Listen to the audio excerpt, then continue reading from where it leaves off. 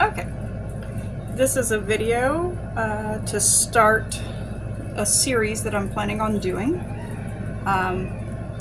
What I'm planning on doing is I'm planning on bringing anybody along that wants to follow, which would be awesome.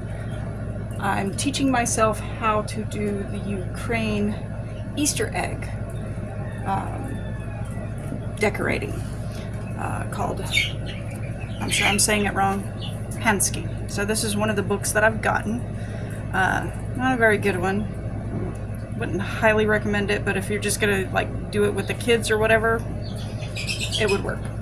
I have some other books that are coming, but while I'm waiting for the rest of the supplies that I've decided to order in order to make the attempt, what I've decided to do is show you how I like to blow my eggs. Now, everybody has their own technique. There's a lot of people that put 2 holes and do other things like that. I don't. So what I do is I take a piece of cardboard, and as you can see, I just find that the cardboard holds the graphite a little bit better, and it doesn't warp as much, so it makes it a little bit better. Whenever you hold an egg, you will naturally hold it kind of level. And by doing it like this, I get a nice, perfect little graphite bullseye where I need to create the hole for draining the egg. Now, what I use for draining the egg is my little Ryobi Dremel tool. So, I mean, you can use any kind of Dremel tool. It doesn't matter. I find that if you use this particular type, or that it's the diamond head or the diamond impregnated that's slight pointy and then it gets a little bit wider. Hopefully that's coming out in the video good. I don't know. I'll have to look at it and see. I find that this is the one that causes the least damage to the eggs, and I can make the hole just the size I want to make it. No cracking or other damage and stuff. Sometimes with the drill bits, I found that you have to press so hard with the drill bits because of the shape of the egg that it causes cracking. So this doesn't. So of course you won't be able to hear me whenever I turn this on because it's going to make a lot of noise. So anyways,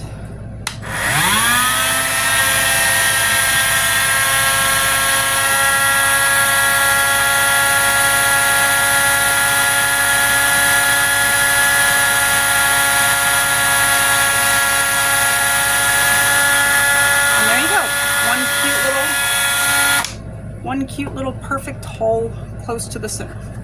Now I'm going to be doing a series of 6 right here just so that you can see, and if you're wondering what kind of eggs these are duck eggs. A little bit different than what most people do. Cool, interesting, weird fact about eggs is most people assume that this is the top, the pointed part is the top of the egg, when in fact the rounder part is considered the top of the egg. It's where the air sac collects. If you're hatching eggs or if you're doing something along the lines of, farm stuff with eggs, typically they store the eggs point down, which is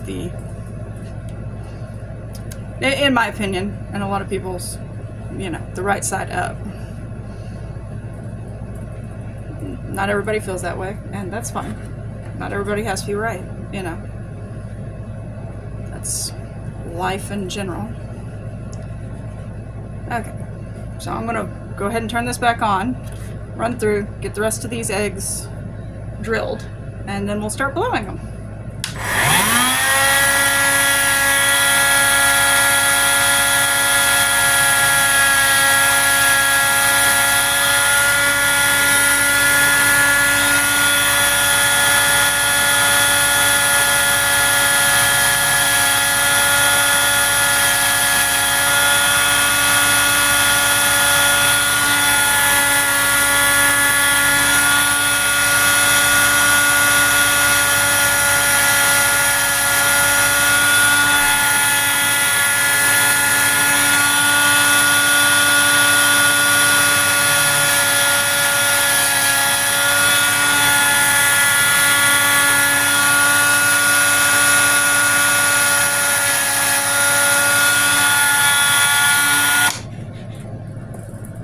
you can see, that goes really quick with that particular tool, and it didn't stress the eggs at all. Doesn't cause any cupping. It doesn't cause any damage to the eggs. Now I'm going to be using these eggs for later, so I'm actually going to blow them into a container and then refrigerate it and bake with it later. So what I like to do is I like to actually use syringe needles. A lot of people don't. I don't understand why they use those other things, but I use a brand new clean syringe needle. Since the hole's made in the air sac area, you do have to perforate, which is what I'm doing here. Perforate the air sac so that you can actually get to the goo. There's plenty of videos out there about the whole structure of eggs. And it's a lot more complex than what most people assume, and I try to do this as gently as possible.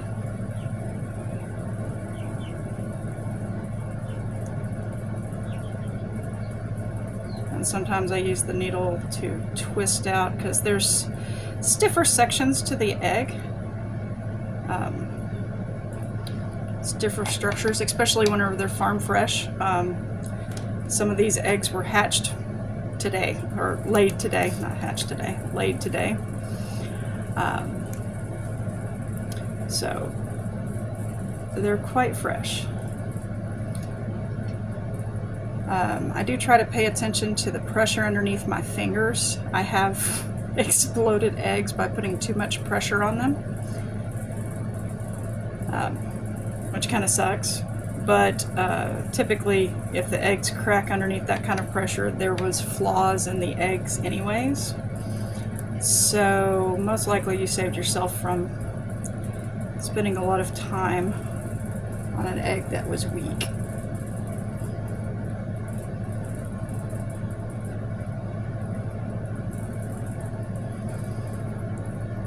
This is a little bit time consuming, but if you set it up as a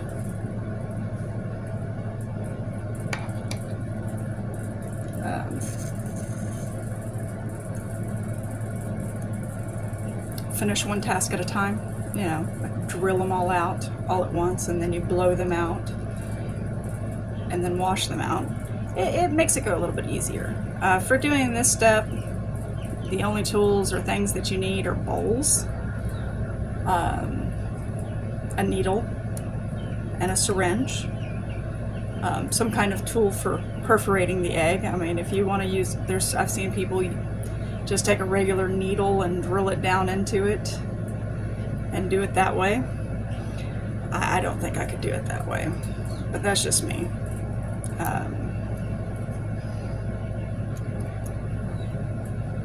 This is just the way I happen to do it. Like I said, there's loads of ways to do it.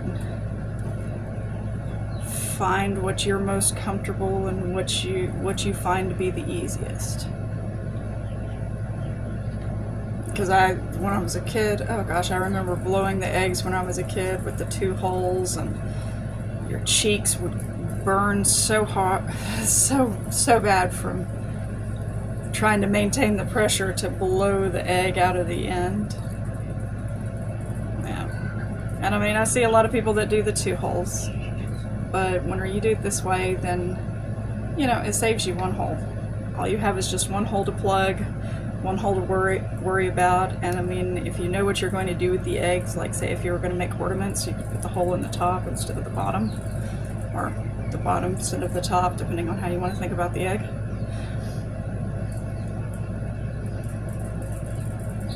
Sometimes when they're the thicker pieces, you just take the needle and just swirl it, and it breaks the tension, I guess, to allow the heavier, goopier bits to get pushed out of a small, tiny hole.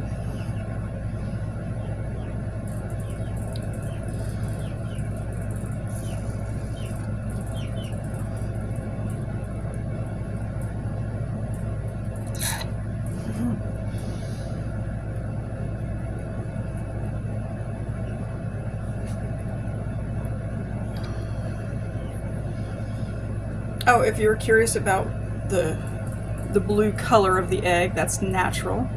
I have 3 different breeds of duck. Right now, most of them are babies, other than I have Indian runners. I got some more hatching eggs on order also, so I'm expanding my flock. And then I have silver appleyards. I have one adult hen right now that's laying.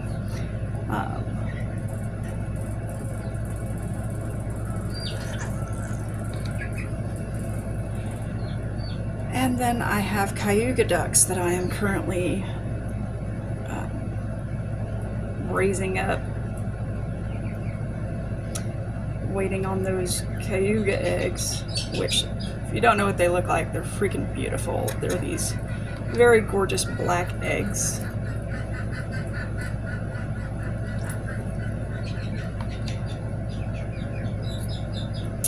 And as they go through the lay cycle, they get lighter and lighter. And I just think that they are really, really beautiful. And doing and I believe it's pronounced pysanky eggs, and just doing the washback, where that you use a vinegar solution to eat away at a small portion of the eggshell. I really think that the cayuga ducks would give you a very, very beautiful egg when doing that particular technique, because of the color that they are.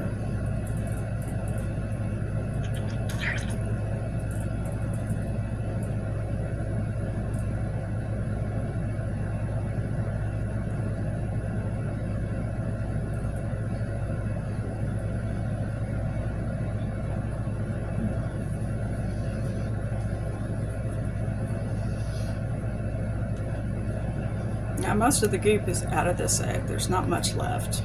The weight of it is very, very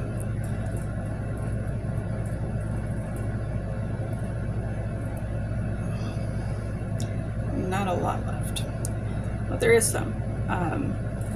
Now, after you remove the goop, okay, there we go.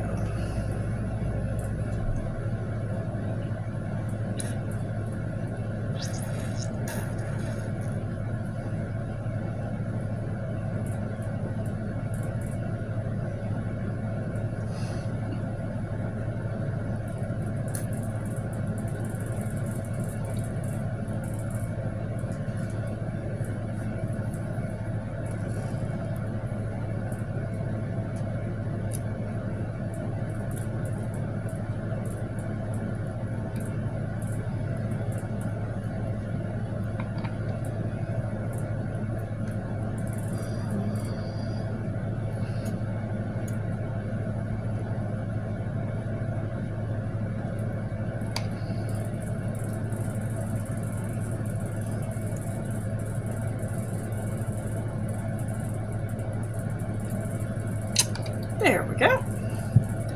And that was the last of it. Typically, whenever it starts blowing air back at you, then it's done. There'll still be a little bit of stuff in there, but you'll get that out whenever you do the wash it.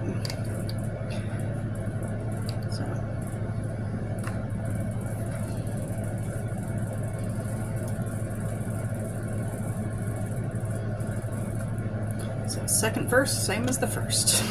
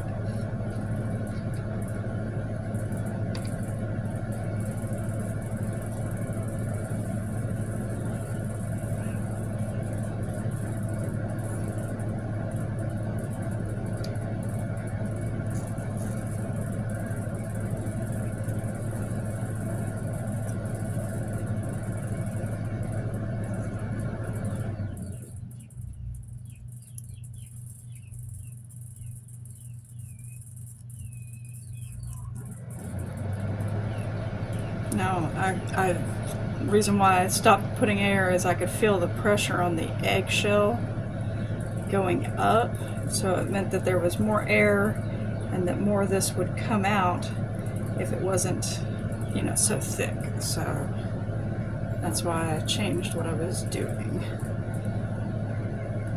You just gotta kind of pay attention to what you're doing and not overload the egg. However much air you put in has to get to a higher barometric pressure than the room that you're in order to create enough pressure that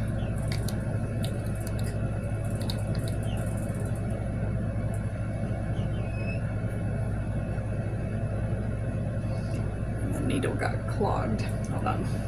This happens sometimes whenever you're dealing with such a thick liquid. Sometimes it gets a little bit clogged. So I have fresh, clean, soapy water, and I just cleaned it off. We'll see. Okay, there we go. I got it unstuck. Just sometimes a little something gets at the end of the needle and then it clogs it up. Anybody can understand the physics of that.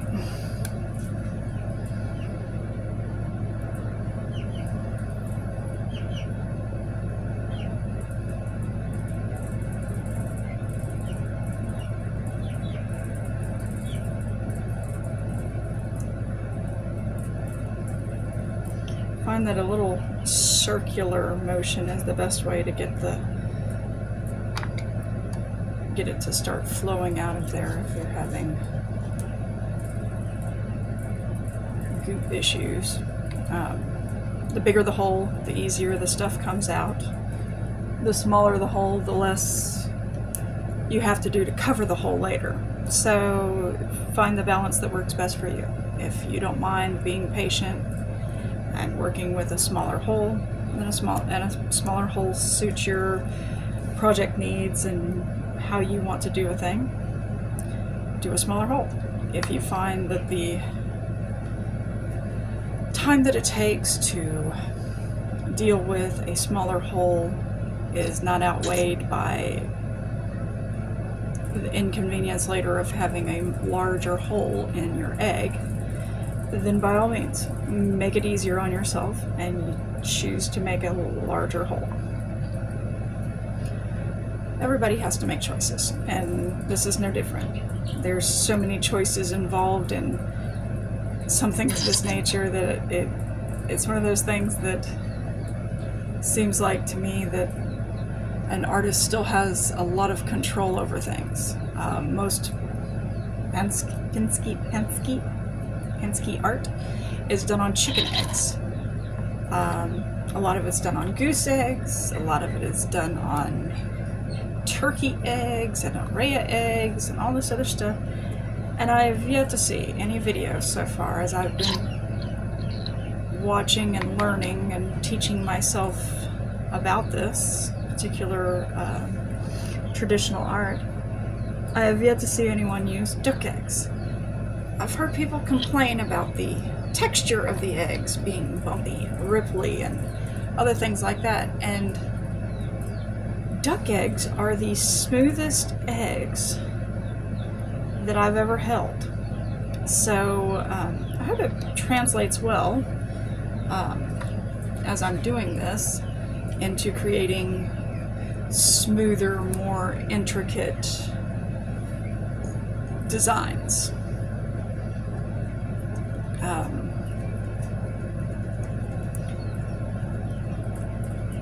At least that's my hope. And, you know, maybe other artists will see the duck eggs that I do, or the duck eggs period, and decide, you know what, I'd like to try the duck eggs.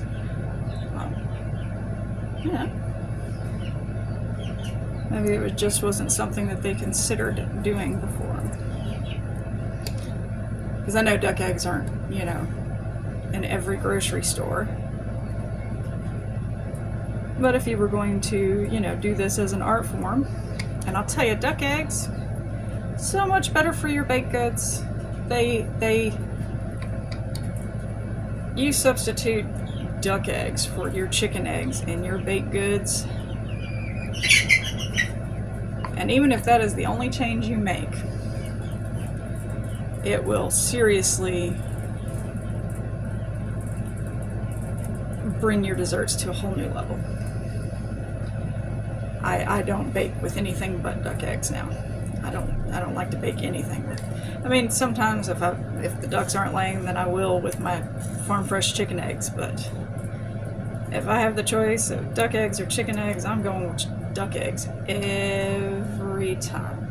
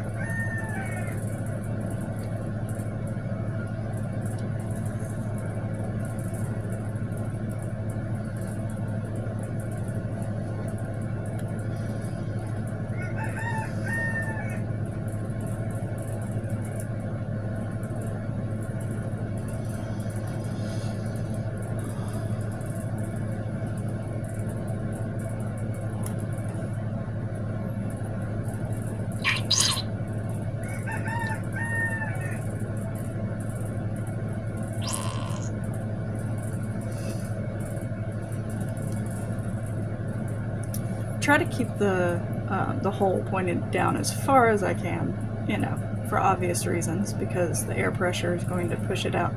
It's going to follow the path of least resistance, and when you get towards the very end of blowing out the egg, any tilt can cause the air to escape, and then you lose your air pressure that's pushing out the egg coop. So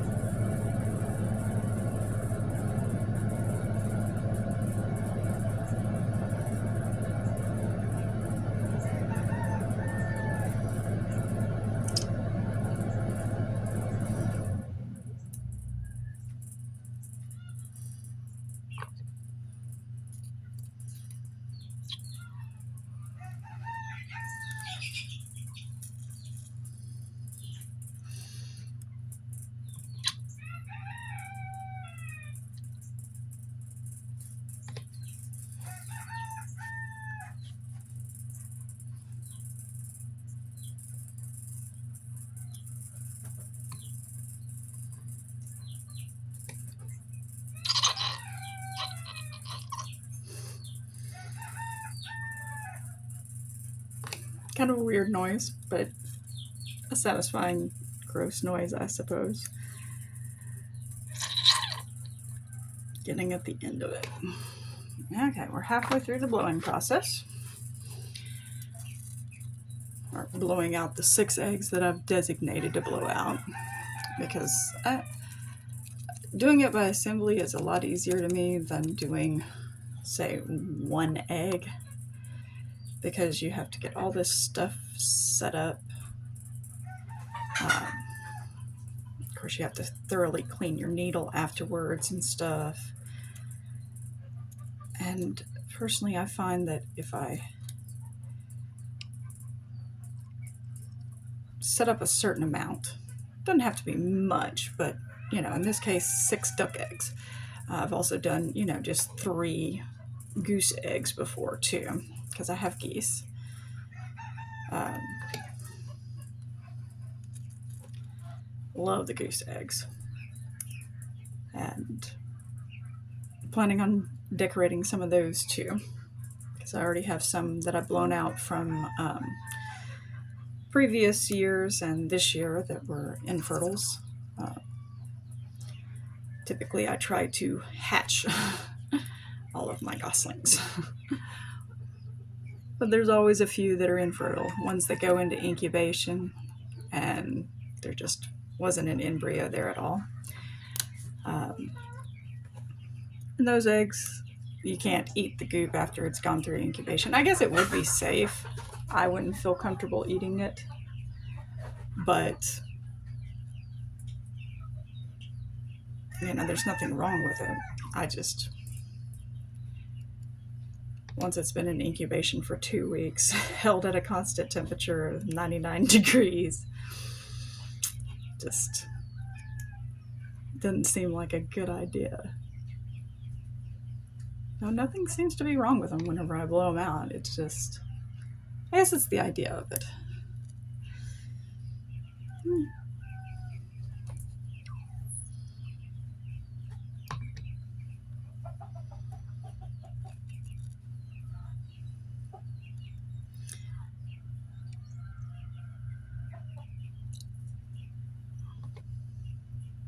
Now, I did try using a larger,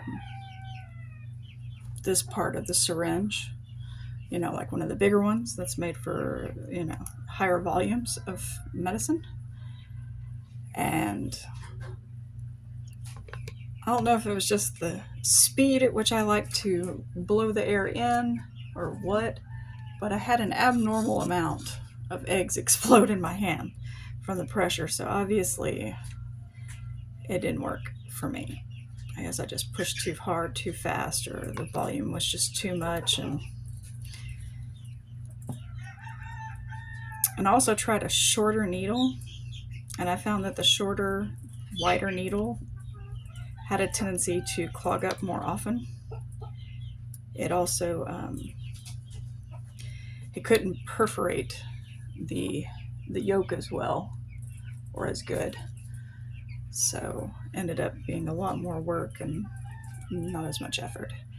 And also it was more difficult towards the end to get the needle in and keep the egg upright.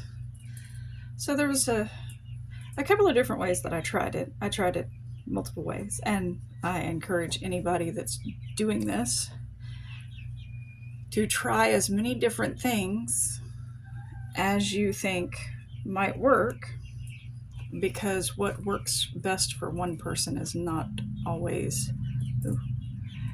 the thing that works best for everyone else. There's so much difference in anatomy and physical ability and other things like that there's just no way to say this is the one and only right way to do this thing. No, that's not how these things work. And people that think that are completely irrational. And like I said, I encourage you to try different things and see what actually works for you. There's available on like Amazon and other places. There's like these little, what it reminds me of is the t-shirt paint, little accordion tubes. I don't know if anybody else would remember those. I sure remember those. And it pretty much, that's what it looks like. And you just take it expands, and then you put it up to the hole. You'd insert the little blower end into the hole of the egg, and then you'd compress it like an accordion. It has little, crinkles, creases.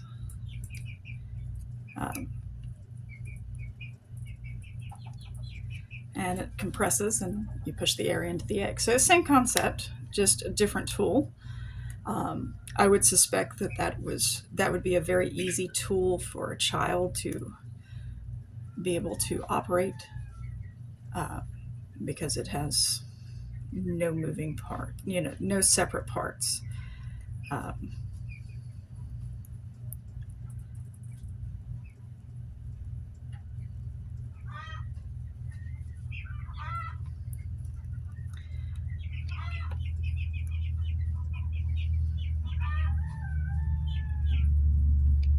There's also some people that like to decorate the eggs without removing and then removing the stuff later, which is understandable too. Would make stinking them in the dye easier.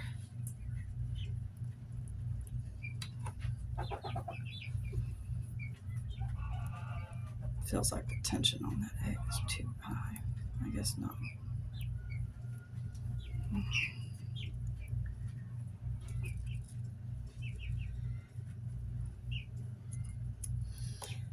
I also have, chickens. I'm sure you've heard the roosters going off and some of the chickens going off.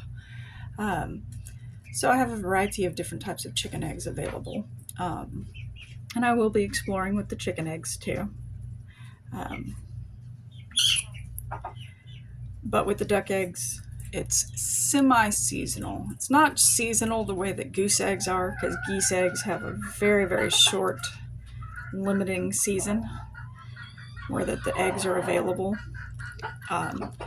Ducks they basically take, my ducks I've noticed as they get older, they take a longer time, a longer break, because I have some ducks that are quite old right now, which is why I have some hatching eggs on the way so that I can rebuild my flock. But they typically take about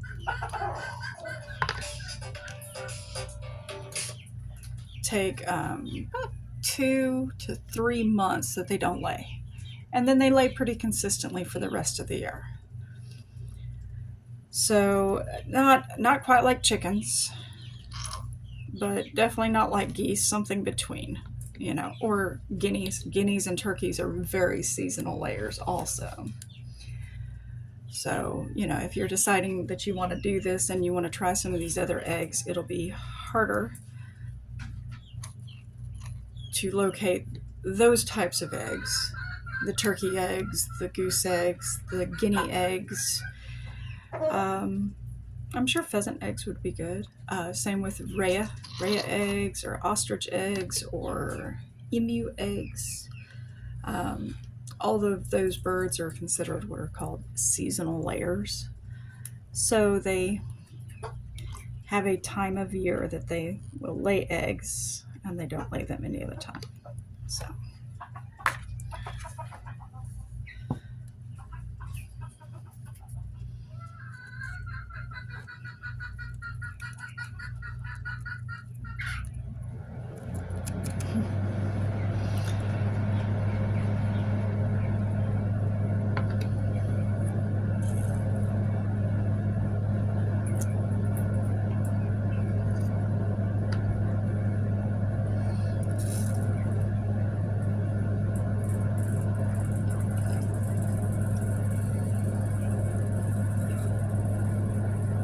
What I'm hoping to do with this is I'm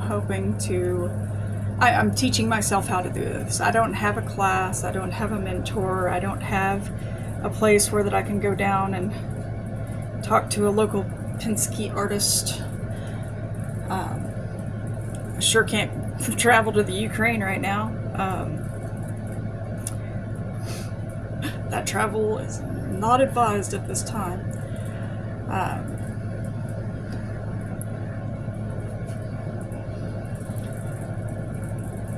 So it is kind of one of those things where that I prefer to try to self-teach on traditional arts than being taught in many regards. I've taught myself how to do mahenna a long time ago when I was like 14 or 15. I taught myself how to do the mahenna. I purchased books and studied about it, got the right herb and stuff. And, you know, I spent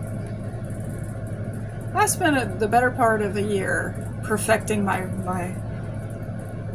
personal recipe to try to increase the darkness of the Mahina dye, and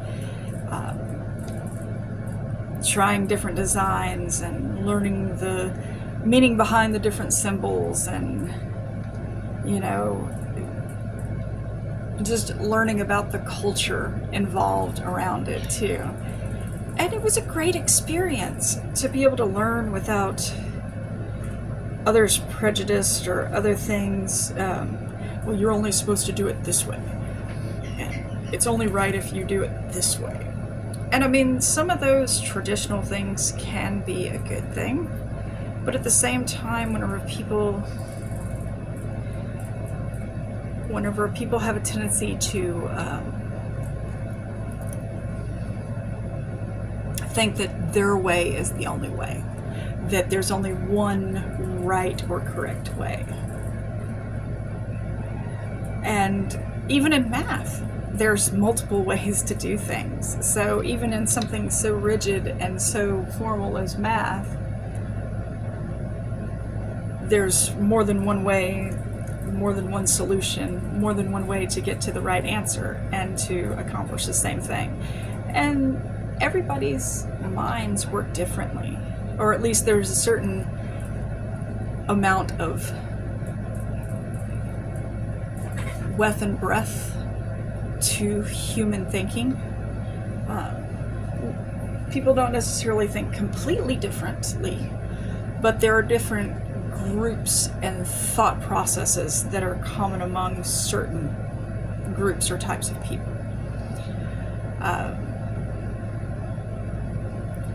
And sometimes those things can be limiting. It's been my experience sometimes that and I've read and heard and seen plenty of stories, firsthand, secondhand accounts, and all kinds of other things, where that, you know, this group of people that have been doing this one job for 25 years, 15, 25 years, have always done it this way, and this is the way that you do it. This is the way I was taught. This is the way I teach people to do it. This is the way. And then they come across this issue and they're like, well, engineering says that this is the way that we should fix it, and this is the solution, and this and this and this. And then you randomly have the cleaning lady or the janitor,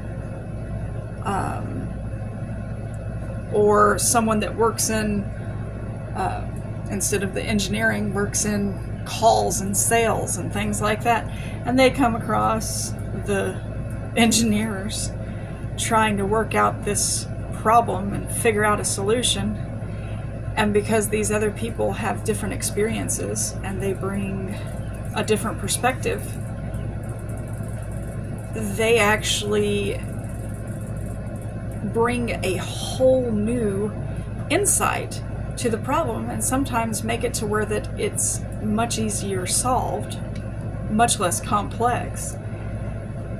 And it can also create a new way of thinking for the engineers, because they have been taught something new about something that they thought that they knew enough about. But because of someone else's insight that brings a different perspective, greater abilities, knowledge, and other things are created. You know, when we go through life, we should always continue to learn. You don't have to learn things that are important, but it's important that you learn the things that you want to learn in life. My main interest in life is learning about different art forms. Different art is just the thing for me. I love acrylic painting. I love doing oil-based painting. I love doing watercolor. I don't have much time for that anymore, but I also have learned how to do macrame. And that was some interesting stuff. I still have some projects that I want to do there too. There's some amazing macrame swings that I've seen on YouTube and stuff that I'm just dying to try my hand at making. But I know that's going to be a week-long project, if not more. And I don't know. I will get there. It's just not tomorrow. But learning something new, whether it's about the environment around us, whether it's a new skill, or if it's just learning something that you like, trying new foods, anything like that is still learning. Anybody that thinks that they know everything has already lost the battle to learn. Because someone that knows everything can't be taught anything.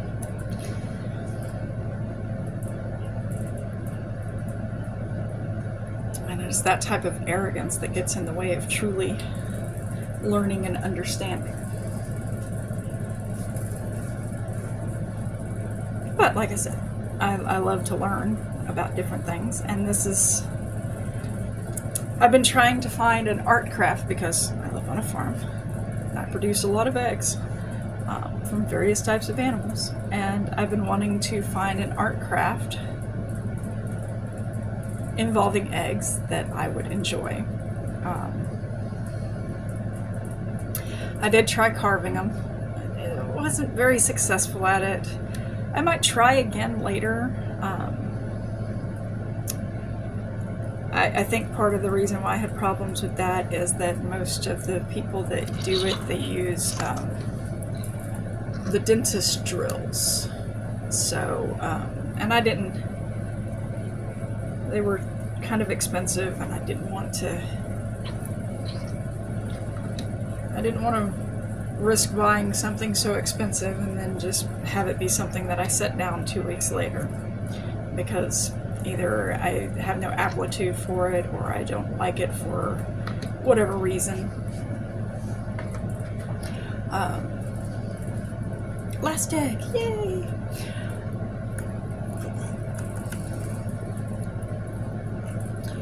But so I tried using my Ryobi Dremel tool, which there's some people that use the Dremel tools and stuff, but I did not have very good success at it. I think maybe designs were flawed also. My understanding of it was probably a little more vague, and